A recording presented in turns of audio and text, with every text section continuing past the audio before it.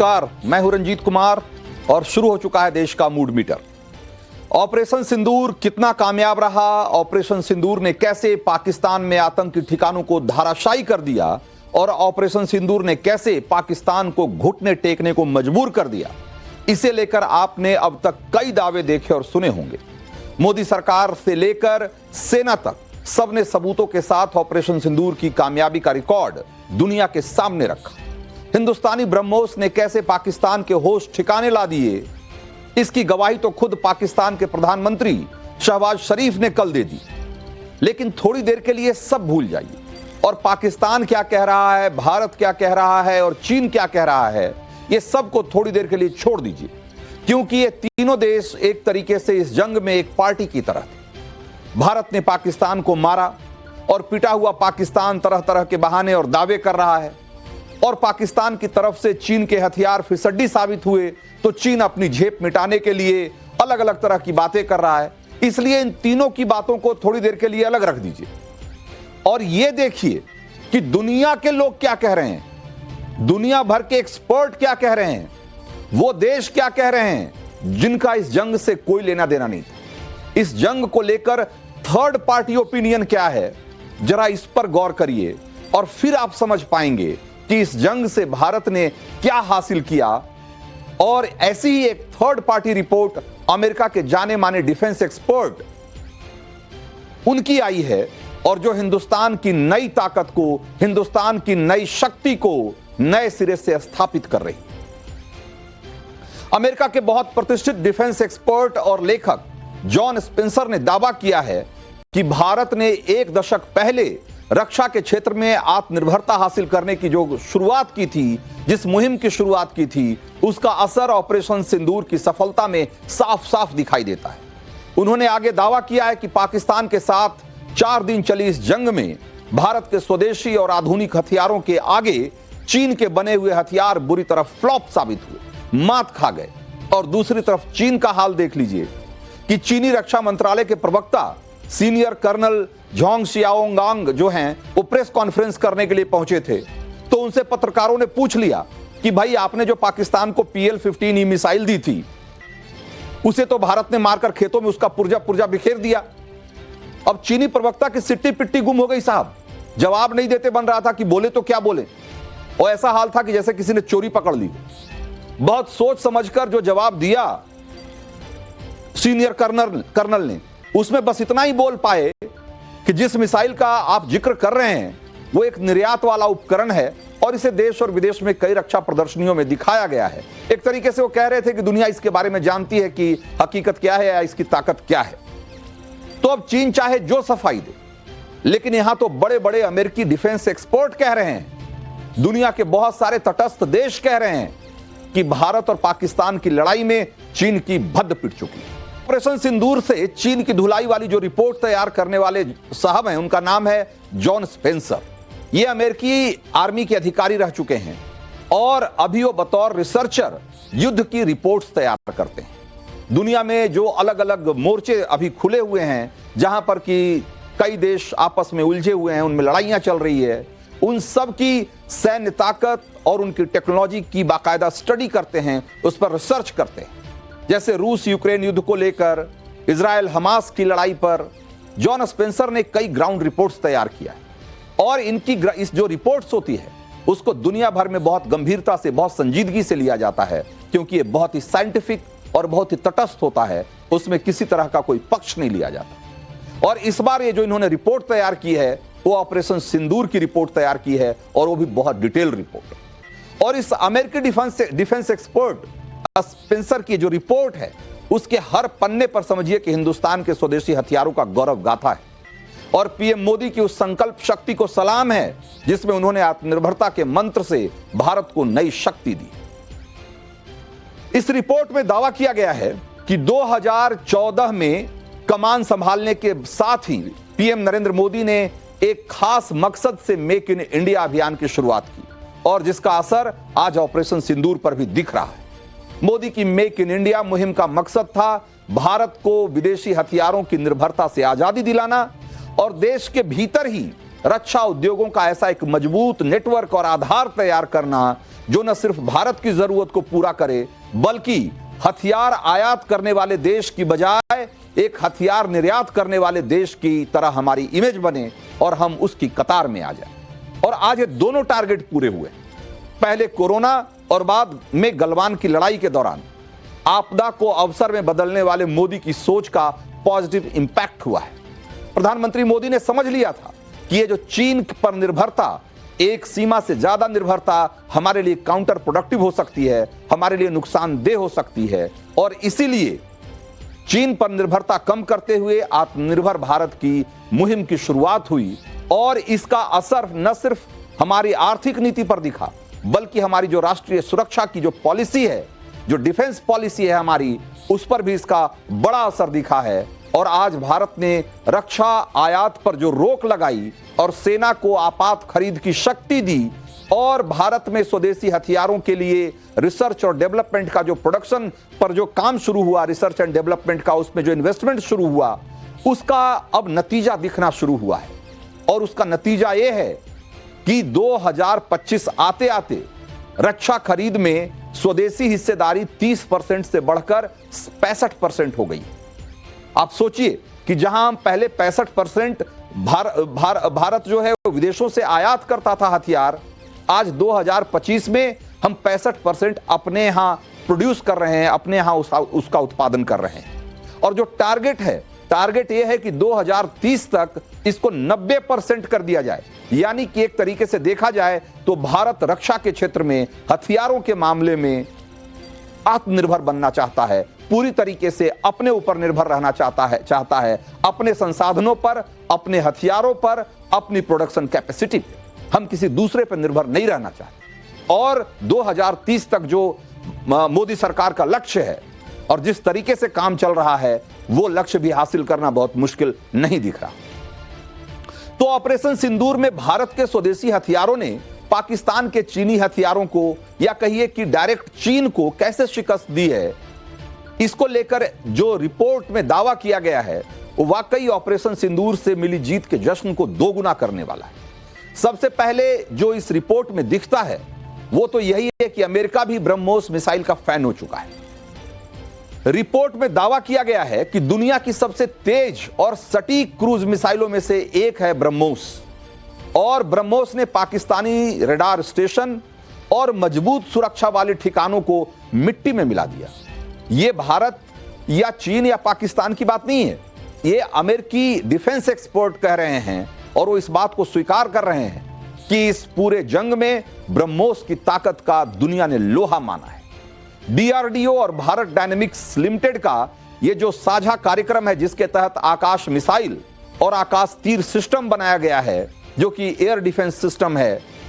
तो उसने दुश्मन के ड्रोन और मिसाइलों को, विमानों को कैसे तबाह किया है, उसके बारे में भी इसमें डिटेल से लिखा गया है। और बताया गया है कि आकाश तीर सिस्टम ने हवाई खतरों को तुरंत पकड़ा, उसे ट्रैक किया और उसका बखूबी जवाब दिया।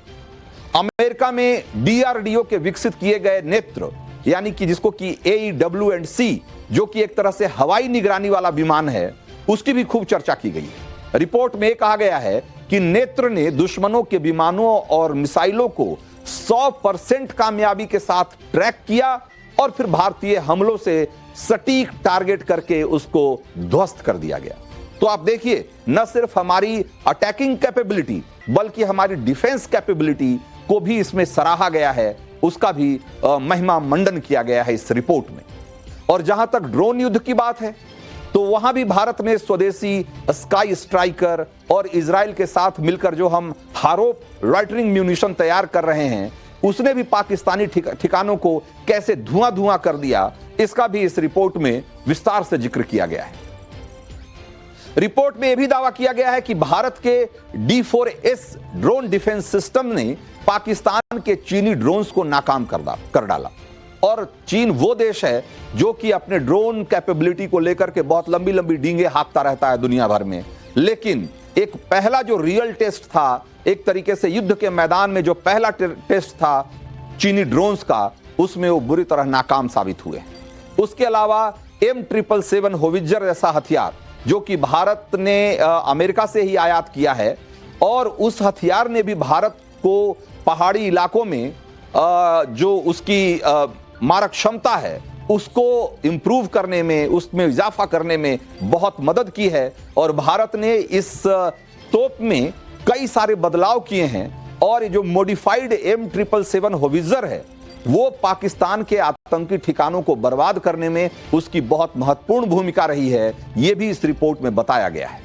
इसी रिपोर्ट में पहली बार यह भी खुलासा हुआ है कि भारत ने कैसे पाकिस्तान के चाइनीज रडार सिस्टम को कंफ्यूज किया और इसके लिए भी भारत ने स्वदेशी रुद्रम एंटी रेडिएशन मिसाइल का इस्तेमाल किया। ये रुद्रम 1 जो मिसाइल है भारत का, वो LOC से लगे इलाकों में दुश्मन के ग्राउंड बेस्ड रडार सिस्टम को उसने पूरी तरीके से बेअसर कर दिया, उसको ध्वस्त कर दिया, जिससे उसका एयर डिफेंस सिस्टम भी कमजोर हो गया और फिर भारतीय मिसाइलों और लड़ाकू विमानों ने मिनटों में ही पाकिस्तान की बैंड बजा दी। ये सारी बातें उसमें डिटेल से कही गई है। रुद्रम 1 वो मिसाइल है जो कि दुश्मन के रेडार के सिग्नल को पकड़ता है। दुश्मन का रेडार जो सिग्नल भेजता है जो दूसरी तरफ से आ रही मिसाइलों या विमानों को पकड़ने के लिए, उसी सिग्नल को रुद्रम मिसाइल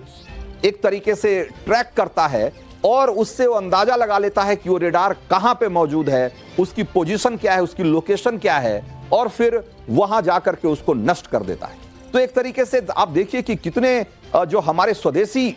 जो हथियार हैं उन्होंने कितने शानदार तरीके से, कितने भरोसेमंद तरीके से काम किया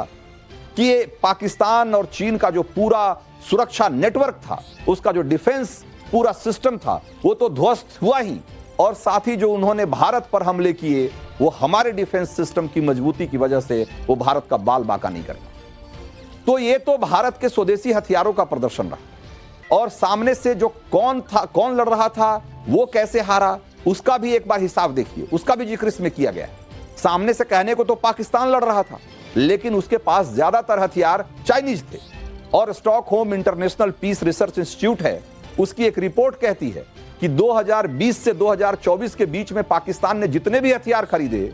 इसमें मॉडर्न फाइटर जेट, नेवी के लिए शिप्स, सबमरीन्स और मिसाइल सिस्टम, सारी चीजें शामिल है। वो सब के सब चीन ने पाकिस्तान को दिया था, और चीन ने पाकिस्तान को JF-70 लड़ाकू विमान दिया।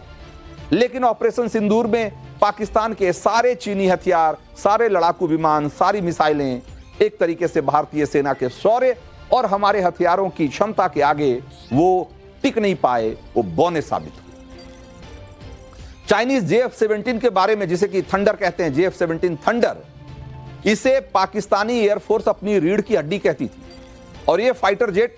भारतीय हमलों का क्या मुकाबला कर पाएगा, ये एक तरीके से चीनी कबाड़ साबित हुआ। और भारत के एयर डिफेंस सिस्टम के सामने JF-17 का जो एक तो पेलोड इसके उठाने की क्षमता बहुत कम है, उसके बाद इसका पुराना रेडार सिस्टम है, ये दोनों ही एक तरीके से फेल हो गए और हमारे एयर डिफेंस सिस्टम ने इसको मार गिराया। इसी तरीके से चीन का HQ-9 मिसाइल डिफेंस सिस्टम, जो खुद S-300 जो रूस का मिसाइल डिफेंस सिस्टम है, उसकी नकल करके बनाया गया है, उसे भी पाकिस्तान ने भारतीय मिसाइलों और लड़ाकू विमानों को इंटरसेप्ट करने के लिए तैनात किया था। लेकिन ब्रह्मोस को भापने में या ब्रह्मोस को पकड़ पाने में, ट्रैक कर पाने में, ये इसका जो सिस्टम था वो पूरी तरीके से फेल साबित हुआ। और यहां तक फेल रहा कि ये खुद भी भारतीय ड्रोन का शिकार बना और एक तरीके से बिखर गया। पाकिस्तान को चीन ने LY-80 और FM-90 एयर डिफेंस सिस्टम भी दिया था, और ये भी भारत के कम ऊंचाई वाले ड्रोन्स को ट्रैक नहीं कर पाए, और इसमें से भी बहुत सारे जो है ध्वस्त कर दिए गए भारतीय अटैक। चीन से मिले CH-4 ड्रोन्स को पाकिस्तान ने कई बार भारत की तरफ भेजा, लेकिन ये सभी चाइनीज ड्रोन्स आसमान में ही राख कर दिए गए, चीन की एक नहीं चली। इसीलिए कहा जा रहा है, और अमेरिका भी ये कह रहा है कि भारत पाक की लड़ाई में असली जो हार हुई है वो चीन की हुई। पाकिस्तान एक प्रॉक्सी कंट्री के तौर पर लड़ रहा था, और हमारे सैनिकों के सामने वो पूरा का पूरा चीनी हार्डवेयर देखा जाए तो कहीं नहीं टिका, मतलब धुआं धुआं हो गया। इसीलिए भारतीय डिफेंस सेक्टर के शेयर आज उछाल मार रहे हैं और चाइनीज कंपनियों के शेयर औंधे मुंह गिर रहे हैं, क्योंकि दुनिया को पता लग गया कि भारतीय हथियार कितने भरोसेमंद और ताकतवर हैं। और पाकिस्तान तो क्या, चीन भी नहीं टिक पाया। और अमेरिका से ये रिपोर्ट आई है, इसलिए अमेरिका भी जाहिर सी बात है कि थोड़ा टेंशन में तो होगा ही, क्योंकि अब तक भारतीय बाजार में अगर देखा जाए, हथियार बाजार में, तो अमेरिकी हथियारों का ठीक ठाक हिस्सा रहा है, उसका दबदबा रहा है, अरबों डॉलर की कमाई करता रहा है अमेरिका भारत से। लेकिन अब भारत के स्वदेशी हथियारों ने अमेरिका के आर्म्स मार्केट को भी तगड़ी चोट पहुंचाई है और दुनिया के बहुत सारे देश आज अमेरिकी या दूसरे किसी देश से हथियार खरीदने की बजाय भारत से हथियार खरीदना चाहते हैं, क्योंकि भारत का हथियार एक तो भरोसेमंद है ही और दूसरा ये कि ये सस्ता भी है, एक किफायती भी। तो चलिए देश का मूड मीटर में अब आगे बढ़ते हैं और आपको ये दिखाते हैं कि अयोध्या में राम मंदिर में बन रहे राम दरबार में कैसे दिखेगा राम राज्य का सुरक्षा कवच।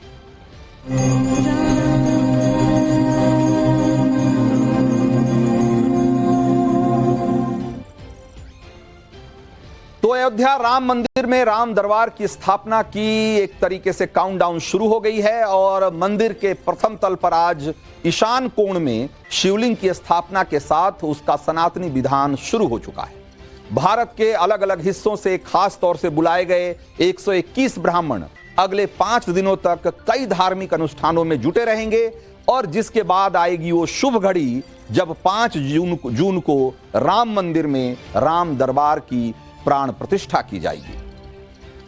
लेकिन राम दरबार का मतलब क्या है, मकसद क्या है, यह भारत के हर बच्चे को, हर सनातनी को जानना चाहिए।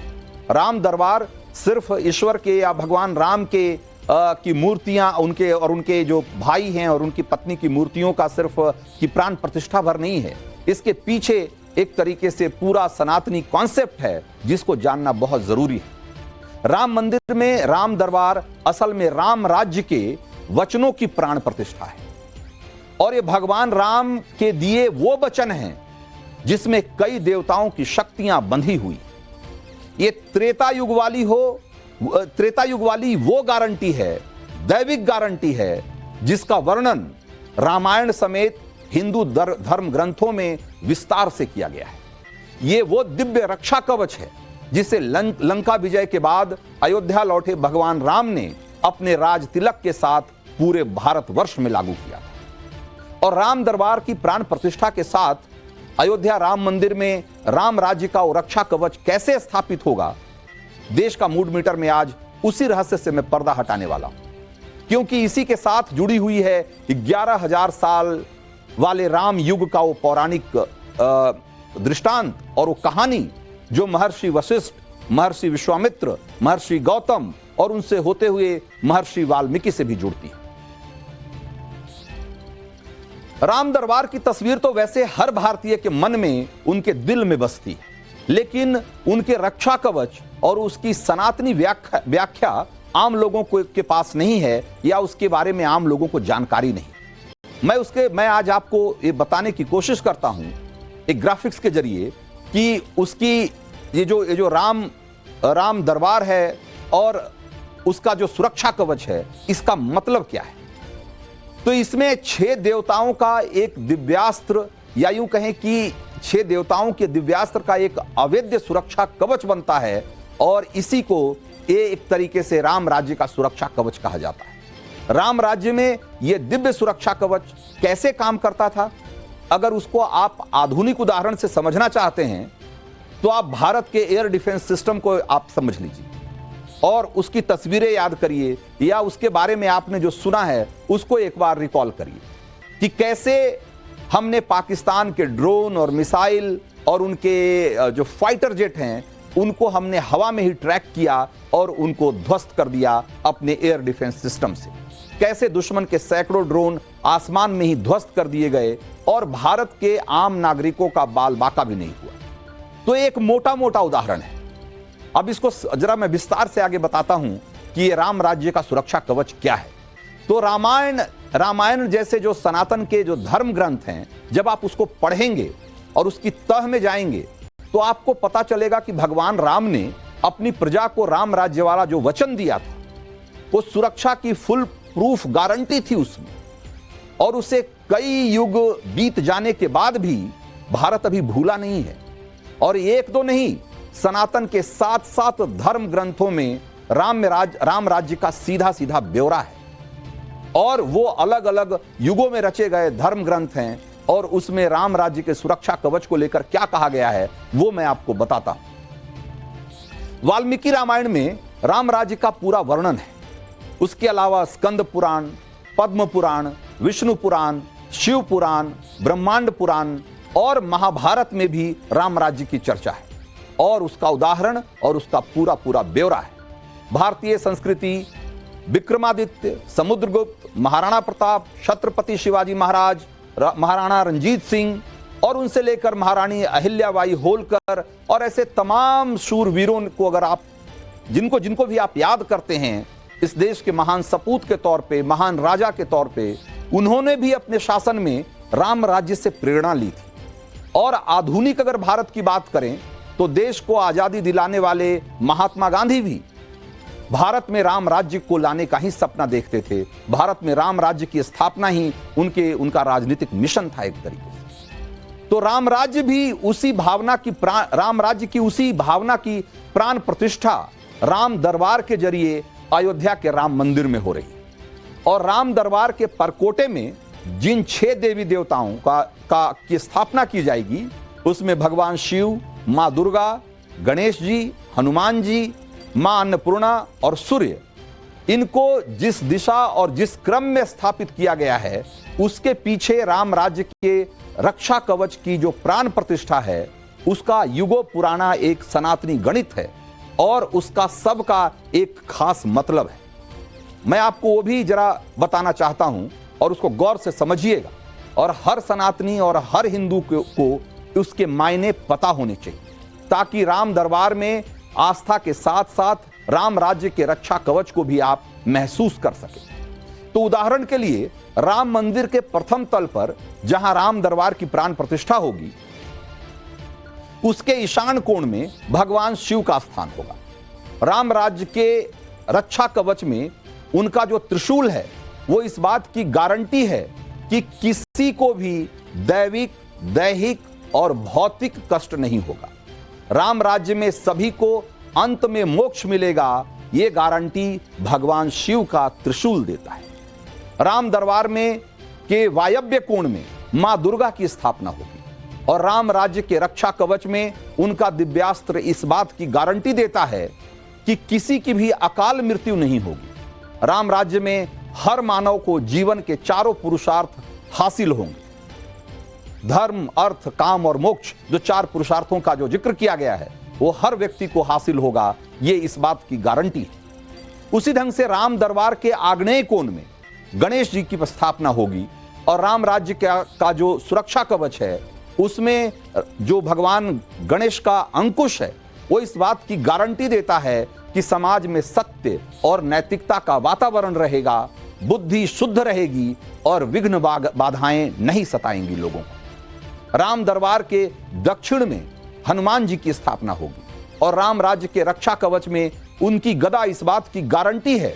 कि दुष्ट शक्तियां राम राज्य से दूर रहेंगी और किसी को किसी तरह का डर और भय नहीं सताएगा। राम दरबार के उत्तर में मां अन्नपूर्णा की स्थापना होगी और राम राज्य के रक्षा कवच में उनके अमृत पात्र इस बात की गारंटी है कि किसी को भूख और गरीबी नहीं सताएगी। समाज में प्रेम और भाईचारा रहेगा और सबका जीवन सुखी और समृद्ध रहेगा। राम दरबार के नैऋत्य कोण में सूर्य की स्थापना होगी।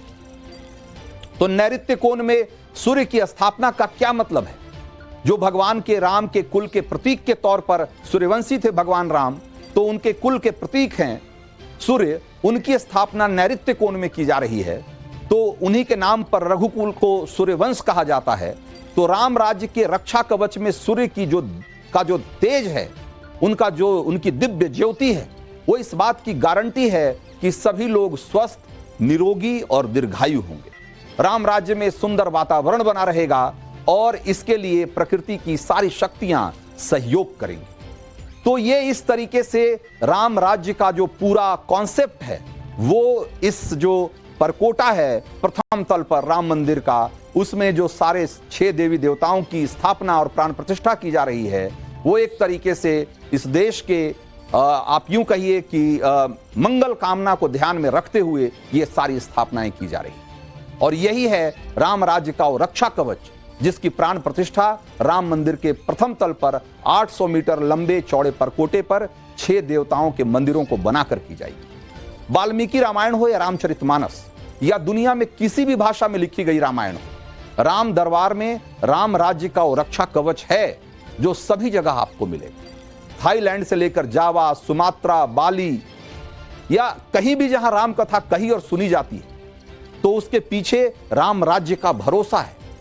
भगवान राम के उन वचनों की शक्ति है जिस पर लोग पूरी आस्था से यकीन करते हैं। और तुलसीदास का लिखा रामचरितमानस पढ़कर देखिए,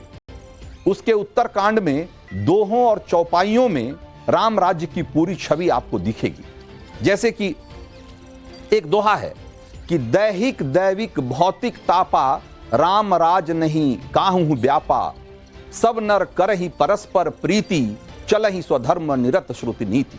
इसका मतलब है कि राम राज्य में दैहिक दैविक और भौतिक ताप किसी को भी नहीं व्यापेगा और सब लोग प्रेम से रहेंगे, मर्यादा में रहकर अपने अपने धर्म का पालन करेंगे और करते हैं।